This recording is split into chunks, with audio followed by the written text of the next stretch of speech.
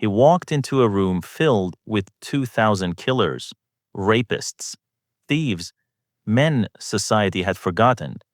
They stared at him in silence, wondering who this man in black thought he was. And then Johnny Cash sang 5 words that changed everything. I shot a man in Reno just to watch him die.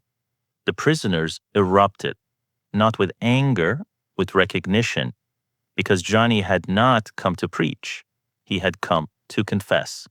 What the world did not know was that Johnny was not singing about Reno. He was singing about himself, because years earlier, he had tried to kill the one person he hated most, himself.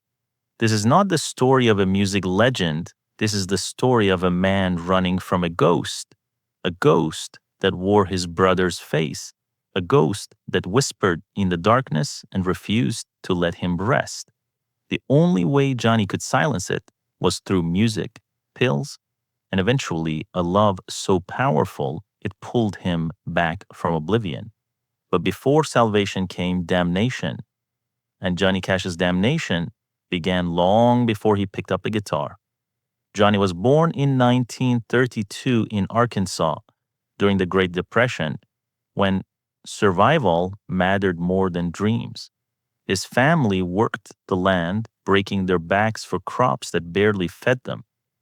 There was no luxury, just labor, dust, and hunger.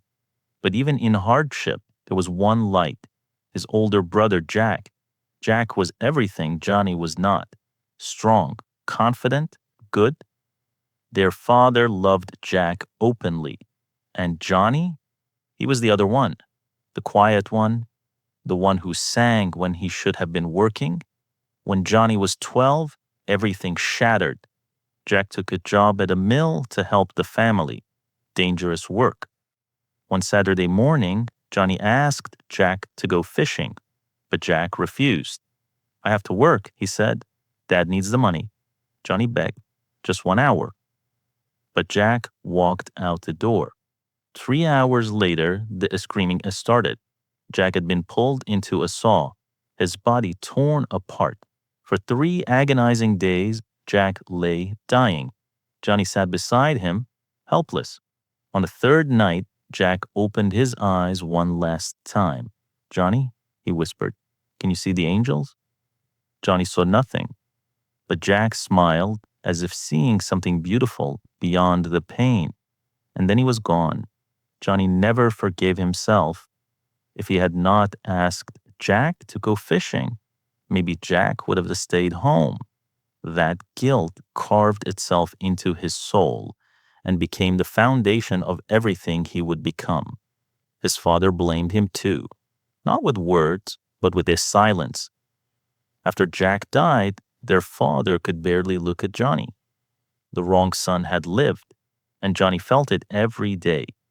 He tried to escape through music. After the Air Force, he formed a band. Music was the only place the guilt quieted. His first hit, I Walk the Line, shot him to fame. But fame did not bring peace.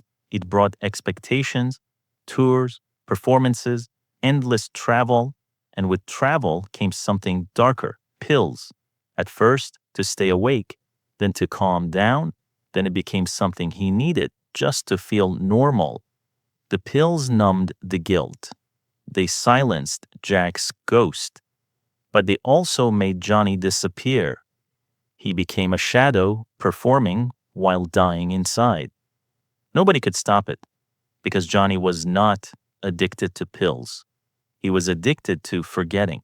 By the mid-1960s, Johnny was drowning, career falling apart, marriage collapsing, taking handfuls of pills daily, stumbling through life like a ghost. Then one night, he made a decision. He was done. He swallowed over 100 pills, got in his car, and drove into the wilderness. He found a cave, crawled inside, and lay down in darkness. This is where it ends, he thought. Finally, I can rest. But something happened. Hours later, Johnny woke up. He did not know why, but he was breathing. And in that moment, lying in dirt and vomit, He heard a voice, not audible, but unmistakable. "Get up," it said. "Walk." Johnny tried to ignore it. He wanted to die, but the voice would not stop. So he crawled out of the cave, stumbled through the desert, and somehow made it back. A park ranger found him half dead and rushed him to hospital. When Johnny opened his eyes, someone was sitting beside his bed. June Carter. She had stayed for 3 days. She had not left once. "Why?" Johnny whispered. His voice cracked. "Why would you stay?" June looked at him, her eyes filled with belief. "Because somebody has to believe in you when you stop believing in yourself." Those words broke something inside him, or healed something. Johnny was not sure, but he knew one thing. He did not want to die anymore. He wanted to live, not for fame, but for the possibility that maybe, just maybe, he could become someone worth saving. Recovery was slow and full of setbacks. Johnny relapsed. He disappointed June repeatedly, but she did not leave. She stayed. Slowly, Johnny began to climb out of darkness. He started performing again with new purpose, not for applause, for the people nobody cared about, the forgotten, the broken, the ones society had given up on. That is how he ended up at Folsom Prison in 1968, standing before 2,000 inmates singing about pain, guilt, and redemption. The performance was raw, honest, real.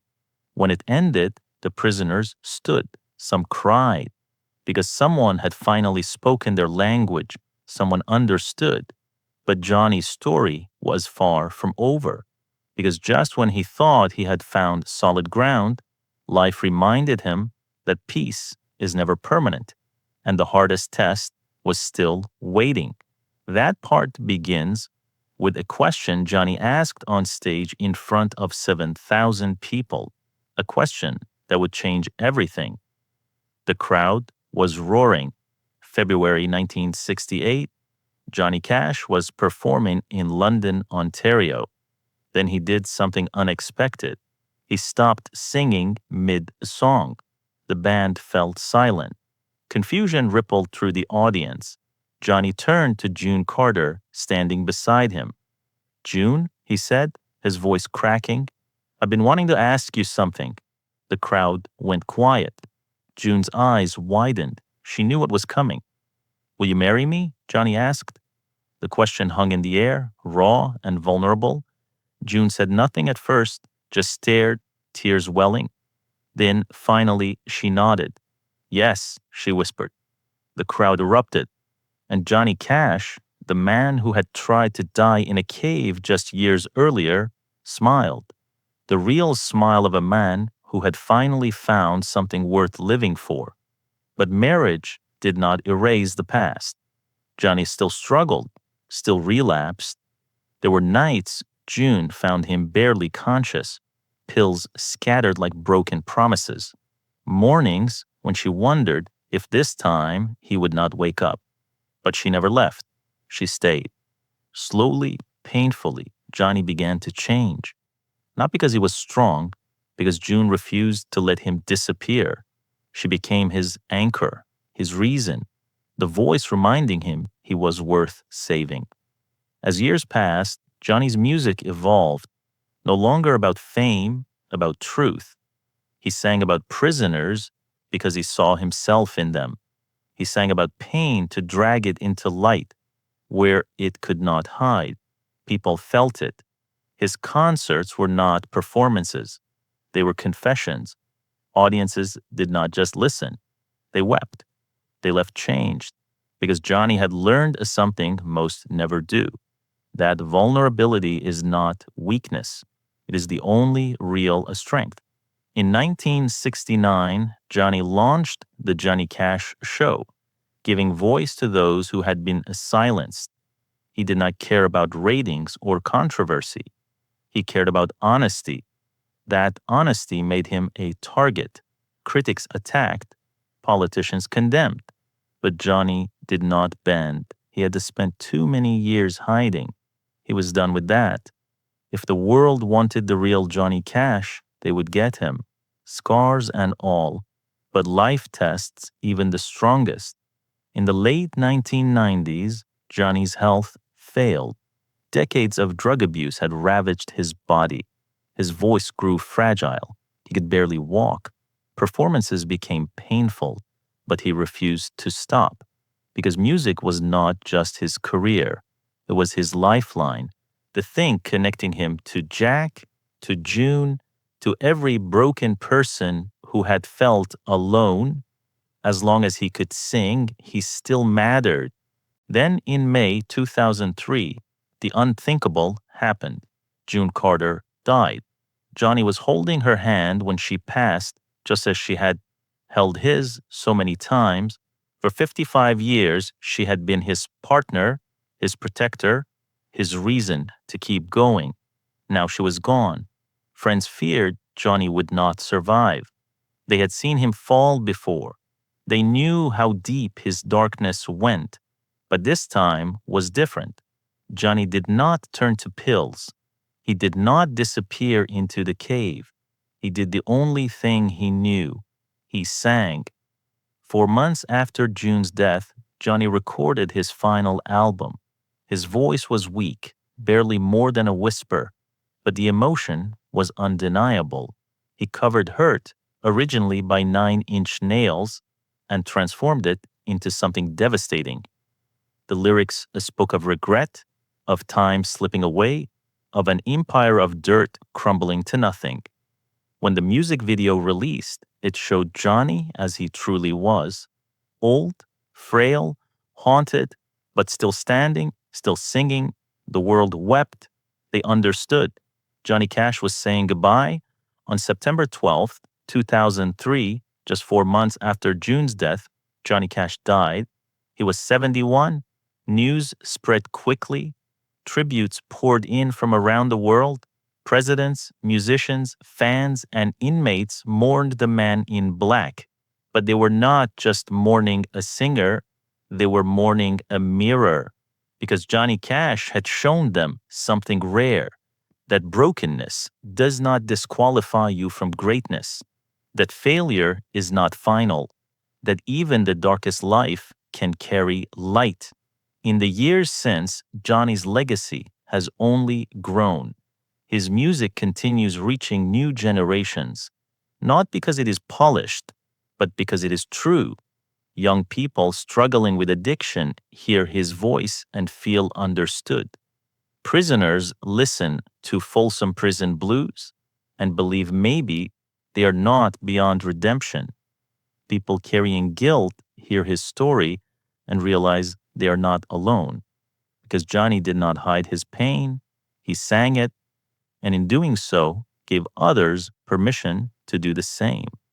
What made Johnny powerful was not talent, it was honesty. He could have performed a cleaner version of himself, but he chose truth. He chose to stand before the world and say, "This is who I am: broken, flawed, haunted, and still worth something." That choice cost him peace, stability, and years of his life, but it gave him something more valuable: meaning. His life reminds us that redemption is not erasing the past, it is carrying it forward with honesty. That love does not fix broken people, but can hold them together while they heal. That music, art, and truth reach places logic cannot. And that sometimes those who fall hardest rise strongest, not because they stop falling, because they learn to get back up. Johnny Cash once said he wore black for the poor, the beaten down, the prisoner, the lonely. He wore it as a reminder that darkness exists, but he also wore it as a statement that even in darkness, there is dignity, even in brokenness, beauty, and even in deepest pain, there is still a song worth singing. His story is not a fairy tale, it is messier, more human, and that is why it matters. If you have ever felt like the wrong person survived, like your mistakes define you, like the darkness will never lift, then Johnny Cash's life speaks to you. It says you're not too far gone. Your pain does not make you worthless. Even if you have spent years running, you can still turn around. And it says the people who love you, who stay when everyone leaves, are not fools. They see something in you that you forgot. And maybe they are right. Johnny Cash did not die a perfect man. He died a man who had fought, stumbled, fallen, and risen more times than anyone could count. And that is all any of us can hope for. Not to avoid darkness, but to walk through it. Not to erase scars, but to carry them with grace. And not to die having never fallen, but to die having stood back up. One last time, Johnny Cash stood back up, and his voice, rough and weary and unbreakably honest, still echoes, reminding us it is never too late, we are never too broken.